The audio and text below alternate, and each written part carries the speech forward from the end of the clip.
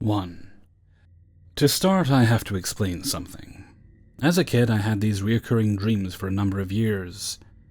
I haven't had one since I was very young, but I still remember how they went. Every time I would become aware that I was floating in a completely black space, with no noticeable temperature or distinguishable characteristics. Every time I had the dream, I would start feeling these intense waves of paranoia, getting stronger and stronger, until something broke the silence. It was my mother's voice talking to me from all different directions at once. She would try to coax me to her, and tell me I was all right and I'm safe because she's here. The voice she told me these things in was very quiet and gentle. It might have been comforting had it not been evident in my mind immediately that this was not her. Then her voice would get louder, and she'd start talking faster and faster, and more aggressively until I woke up. Fast forward to a few months ago, and I hadn't had any of those dreams. I moved into my current home 10 years ago today. It's not a particularly old house, nor is it a particularly creepy one. It's 3 levels, with my room being on the top level, and my gaming system being in the bottom level, the basement. My brother and I both came to the conclusion that the basement felt different than the rest of the house. Through separate experiences over the years, we've both learned to avoid it if possible. The only thing that leads me down there is a gaming system and a large leather couch. One night, maybe around 2:30 a.m., a friend of mine and I were settling down to sleep on the couch together.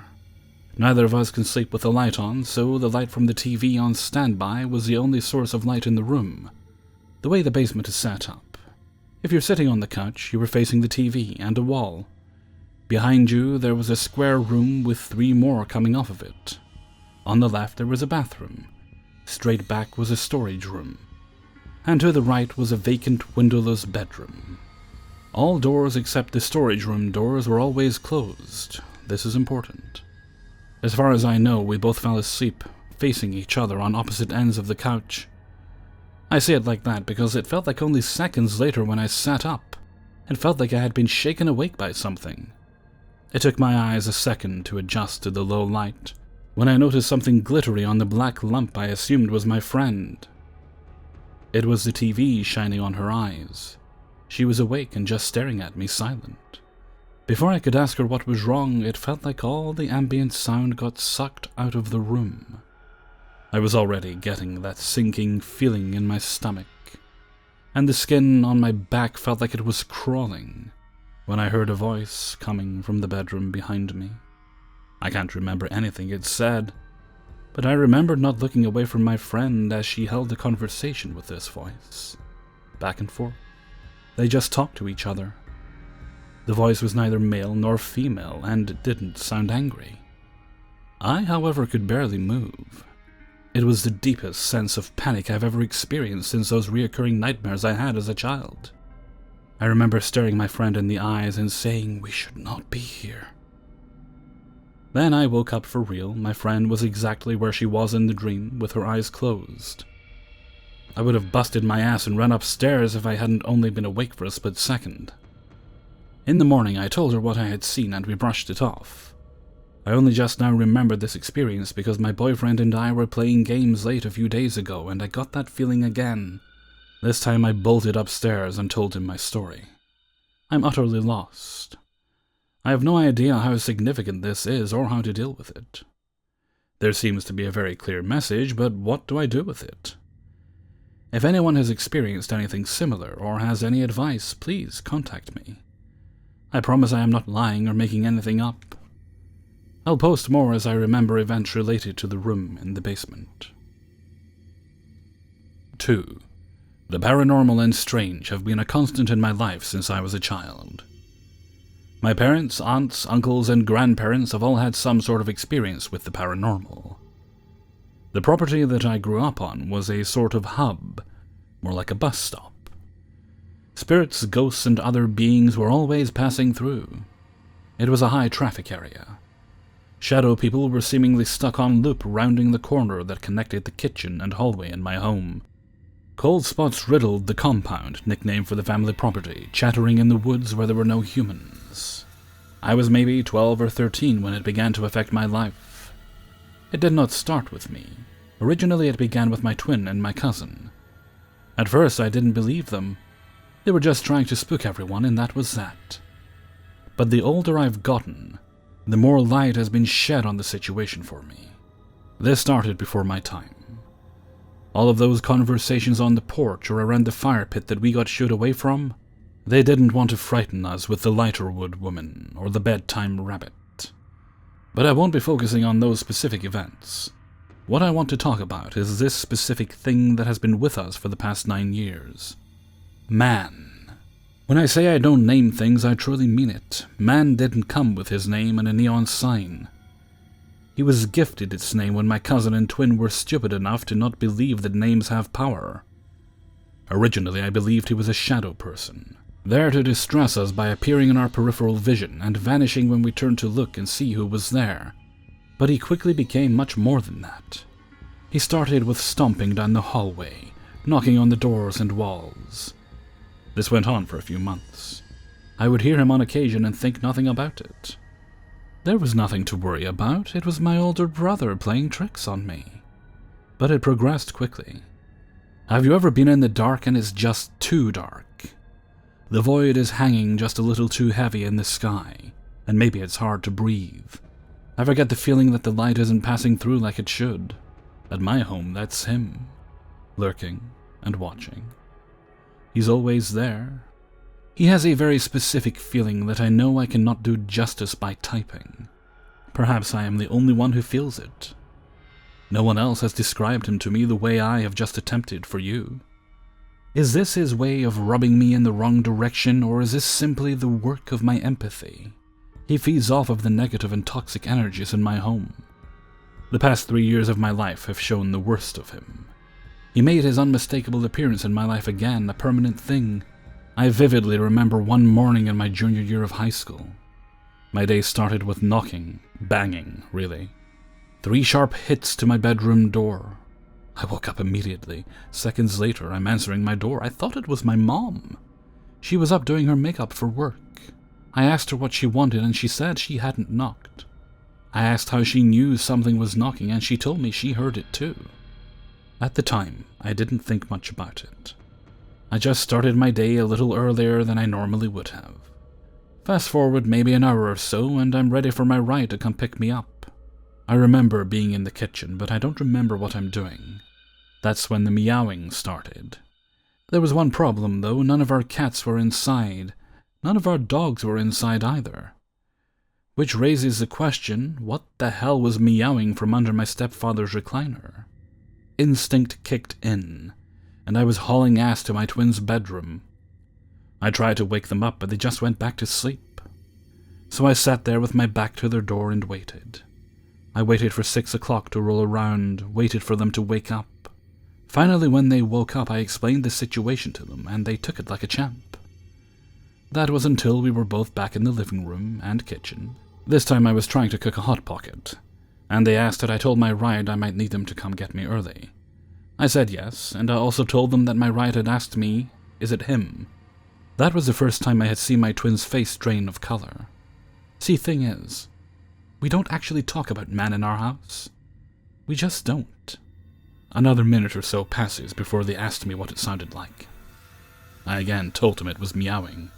That's when they told me we needed to leave now.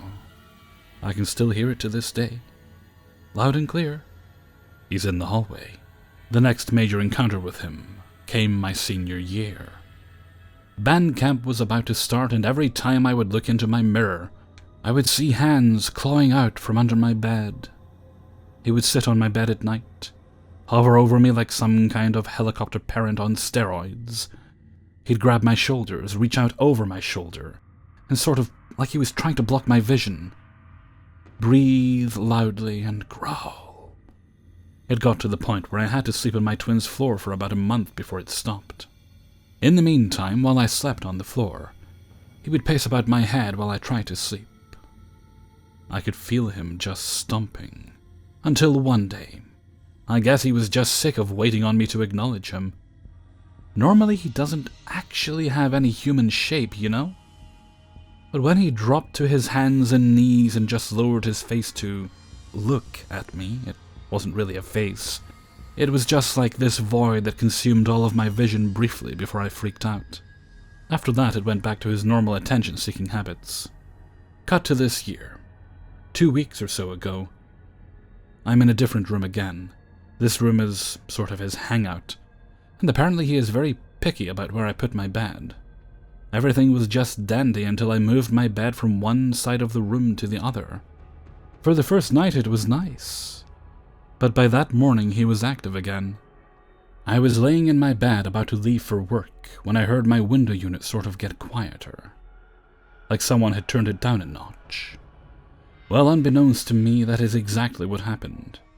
I was the only one in my room, and my AC is always set on high. It was on high when I went to sleep, and when I was getting dressed. So tell me why it was on a lower setting when I walked over to put my shoes on. I promise it wasn't some sort of weird electrical thing, because this is one of those window units that you have to turn the knobs on. Later that night, I would end up on my twin's floor again and stay there for a week. Again, I'm in bed. I just settled down to sleep. All the lights are off and my phone is charging. It's hard to breathe and it feels like the darkness is going to crush me. But I didn't think about him getting physical again. I hadn't even connected him to the AC event that morning. Of course, as soon as my coat hangers went flying off my coat rack, I was very worried. I had to call my twin to come turn on my light, I was so scared. Needless to say, I now have my clothes back on my coat hanger, so if it happens again, I don't hear it.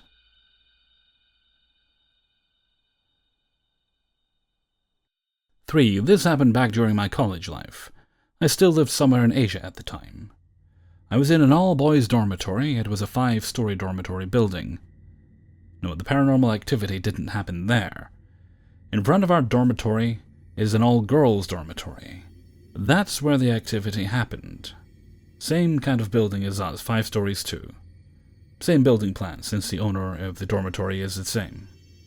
Kind of like copy-pasting blueprints on each side of the road. I met a girl from that dormitory. We happened to see each other every morning on the way to school. It gave me an excuse to walk with her every morning. She's pretty and friendly, so knowing her wasn't exactly that hard. Also, we attend the same university, but a different program. I'm civil engineering, while she was in chemical engineering. I'm a third-year college student, while she's a freshman. Let's just say older college boys appealed to freshman girls. So we started dating. Hooked up pretty fast. I was kind of having a cash flow crisis at that point, so I can't exactly bring her to any motels and whatnot. So what I did was befriend the night shift security. I knew the security guard since forever. Always greet him when I walk her every night. I bribed him one night so he would let me with her into the dormitory, and stay up without logging in their logbook. The dormitory has very strict rules of no visitors after a certain time. And the girls' dormitory has a curfew of 10 p.m. to 5 a.m. But they lack CCTV, so I'm all good. Luckily, she had her own room. She rented the solo room, which cost the same amount of what we pay for a 4-room. Our first night was awesome, but I had to go out around 4 a.m. and return to my own dormitory. It was around 3:30, if I recall correctly, when I woke up and got ready to go outside. I didn't want to wake her up, since we have class together later, so I'd see her then. I leave her room and enter the hallway. On my right is the toilet, which is shared. Then on my left was the stairs. I was about to go down the stairs when I heard a door opening and ducked so quickly, and walked down the stairs slowly. I didn't want to cause any noise. She lives on the 4th floor, so I have a long way to go. I was at the middle landing of the stairs leading to the 3rd floor when someone called out to me, "Hey!" I was startled and looked up. There wasn't anyone there. I figured it could just be her. Her voice is like whispering, or somehow low and kind of hoarse and husky. I don't know, man. I went upstairs again to look for her, but there was no one there. I felt a chill, but it was almost 4 a.m., and the security shift is around 4:30 a.m., so I headed down. Then again I was in the landing when again I heard her voice, 2 consecutive times. I went upstairs again, and there is no one there. I turned around to run, about to say fuck it. But at the 2nd floor stairs I heard it again. "Hey!" Then I heard a chuckle and a giggle. I rushed to the ground floor. I saw the security guard sleeping as I passed him. Then I went straight to my own dorm. Also, the security guard for our dormitory is sleeping. I woke up late and missed 2 classes that day. Also, I missed several phone calls from her and from my friends. My dorm mates didn't wake me. I called her and asked her to meet me at this fast food place where we usually got lunch. I told her what happened. She told me it was the ghost of the girl who committed suicide in that building. Well, I got creeped out by that. She told me that the girl did it because she got pregnant and her lover left her. Depressed and afraid of her parents, she ended her life. I asked her where she got the info, and she told me that the janitor told her about it. From that day on, we didn't go back to her dormitory together. I saved up some of my allowance, and we shared the payment of a hotel room. I didn't want to take my chances of seeing the face of that ghost girl. 4. The other night we got home late and are all ready for bed. I put my 2-year-old daughter to bed and then go myself. But she wasn't quite ready to go to sleep, so she started looking for reasons to stay up, and so she played in the dark in her room for a few minutes. She then yells out asking for a bedtime story. That's never been a part of her bedtime routine in her life, and was kind of a strange request by itself, but I wrote it off as something she saw on TV. She loves being read to and has memorized the basic storyline of many of her books. Anyways, I got up, told her no bedtime story, and tucked her back into bed. She said, "Oh, okay. Good night, Daddy." So I shut the door and started heading back to bed. A few seconds later, she started reading the story to herself out loud, which she does all the time during the day. She started reciting the basic storyline of the book, 2 to 4 word summaries of each page. I sat down on the stairs and listened, having a combination of a "she's so cute dad" moment and feeling like a dick for not reading it to her myself. Once I was seated, I could hear her clearly again. Noise of me sitting down muffled her out a bit. I realized she was verbatim reading every word of the story correctly in her usually 2-year-old voice. I get up and rush to her door, mind blown with excitement that my 2-year-old daughter knows how to read. I open the door and look over at her. I immediately get a gut-wrenching feeling of panic. She's fast asleep. The book she was reading falls from the ceiling a few inches up to the front of my nose and hits the floor. Dazed, I vaguely remember backing out of her room and quietly shutting the door so as not to wake her and go back to bed. I say dazed because from here it feels almost like remembering a dream, and leaving her room with no further investigation or reaction is totally out of character and unbelievable to me. Almost every night since this happened, I've redreamed 2 versions of this event. First being exactly what I wrote above and what happened for real. The second dream has been of her finishing the book in her own words like normal and me going back to bed. The entirety of both of these dreams, I'm super aware they are dreams, and I feel panicked as I remember what really happened. And I spend the first half of the dream praying that the second scenario is what I see this time, as if trying to will that version into existence. Probably unrelated, but over the course of my life I rarely ever have any recollection of my dreams. Maybe 2 to 3 a year with a few exceptions. Only exception being a recurring dream I have a few times a month, where I'm sitting alone in a movie theater, waiting for the screen to cut on in silence.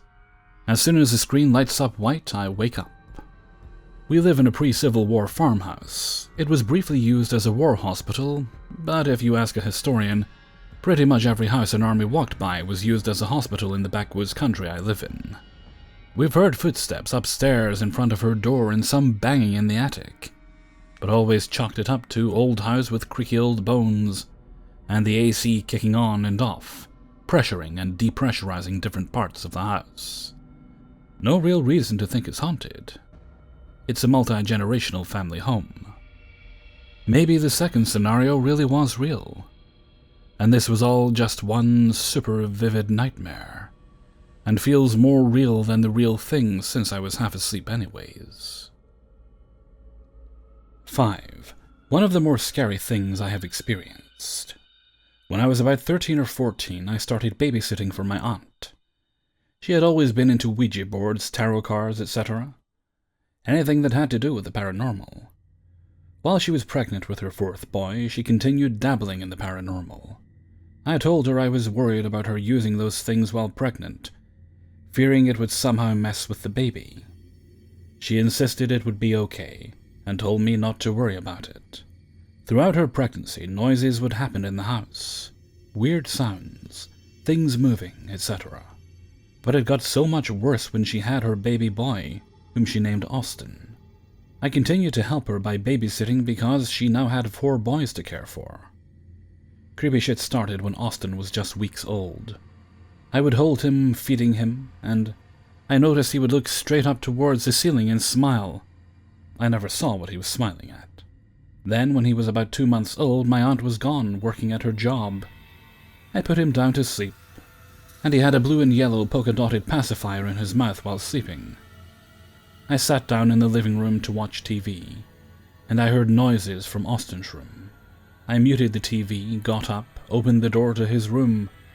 He was still asleep, but his pacifier wasn't in his mouth. I looked everywhere for it. I gave up and went to the kitchen since he was still asleep. I got me something to drink and a glass. When I sat them down on the counter, there it was. That same blue and yellow polka-dotted pacifier laid on the counter.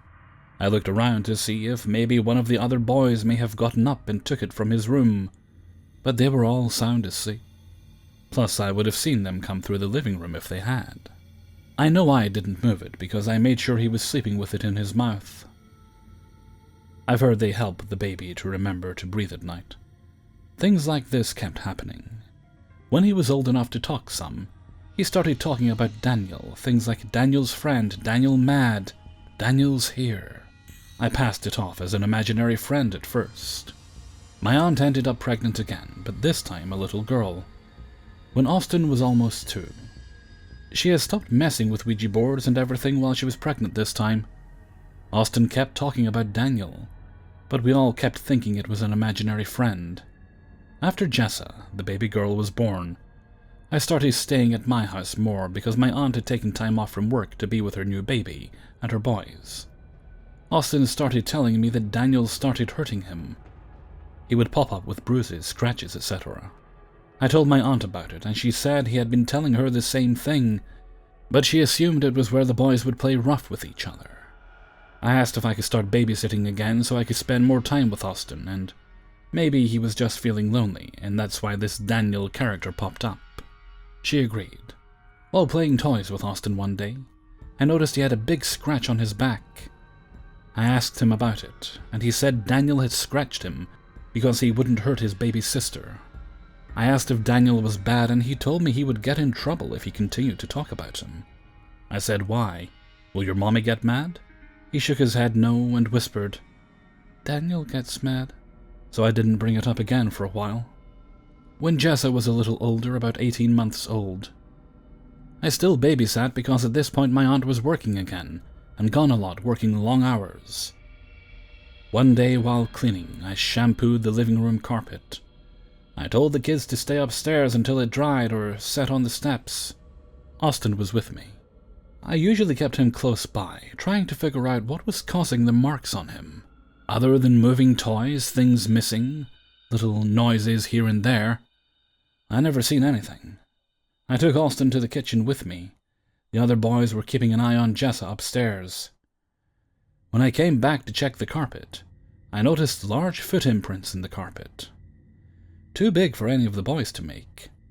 Jessa was sitting on top of the stairs giggling, and she said it. "Daniel!" Austin looked up at me and said, "She's right, sissy. Daniel did that." And he pointed to the footprints. I told my aunt what happened, and she said she would look into cleansing the home. During this time, a holiday was coming up, the 4th of July. My aunt and her kids would always come to my house to celebrate and shoot fireworks. Eat, the kids would play, etc. The day came and we got started. Everything was okay. Everyone was having fun. Then I sat down and started talking to my mother about Austin and his imaginary friend Daniel. I yelled for him to come over to me. When he got to me, I told him to tell my mother about Daniel. A look of pure fear washed over his face. He said, "Sissy said we can't talk about Daniel. He will get mad at me."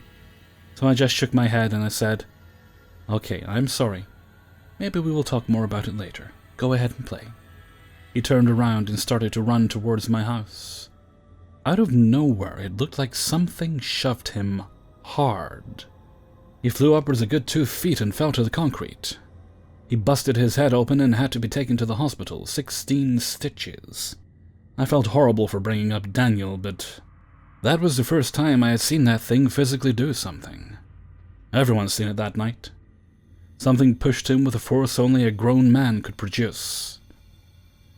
I told my aunt something needed to be done because obviously this thing was attached to Austin and was hurting him. Jessa could see Daniel as well, but for some reason he wasn't as interested in her. My aunt talked to a friend of hers. Her friend agreed to help her try to get rid of this thing. Terry was her name. She came to my aunt's house and immediately noticed something was there. Said Daniel was angry and alone. That it was attached to Austin, and wanted Austin to hurt people because he was angry at them for being alive. And when Austin wouldn't hurt people, Daniel would hurt him. She started burning sage and other things, saying prayers, etc. Austin was in his room playing by himself. When Terry tried to go into his room, the door slammed shut. We heard Austin scream, and me, Terry, and my aunt tried getting the door open, but it was stuck. Terry put her hand on the door and started saying something I couldn't understand. Then everything got quiet, and the door clicked like it unlocked. We opened the door and Austin was laying on his bed sleeping like nothing had happened. I went over to him and pulled his blanket off. He had fingerprint bruises on his arm, and his toys were all dumped out and his clothes were through everywhere. All his drawers were open, everything was a wreck. Immediately Terry started waving the sage everywhere and chanting something. My aunt held Austin and Terry continued in every single room. My aunt got rid of all her paranormal stuff. It all finally stopped, and after Terry left we never had any more problems. Austin is 17 now, and he remembers most of what happened. But he hates to talk about it. Jessa doesn't remember none of it. But my aunt never touched any more of the Ouija board, tarot cards, none of it again. The only thing I could ever think of related to this Daniel was an old friend of mine. When I was between 7 and 11, I had a friend who was like a brother to me. His dad married my aunt, and we became very close. My aunt and his dad ended up getting divorced when I was 10, so we lost contact for a little bit. I finally found him, and we started talking again when I was 11. Everything seemed okay, and he made plans to come visit me. The day before he came to visit me, he shot himself. He was 16 at the time. I don't know if this thing was him, because I could never see Daniel harming any child. But maybe it was something that pretended to be him, thinking I would be more comfortable if it were someone I knew. But that is the only Daniel I could think of when all this happened. Hey everybody, Hellfreezer here, and thank you very much for listening to 5 True Paranormal Stories, episode 148. And thank you very much to everybody who allowed me to use and sent in stories for use in this video. I think it's raining outside. I think it might be, doesn't really matter, I don't really have to go anywhere right now. Okay, you guys will get this on Friday.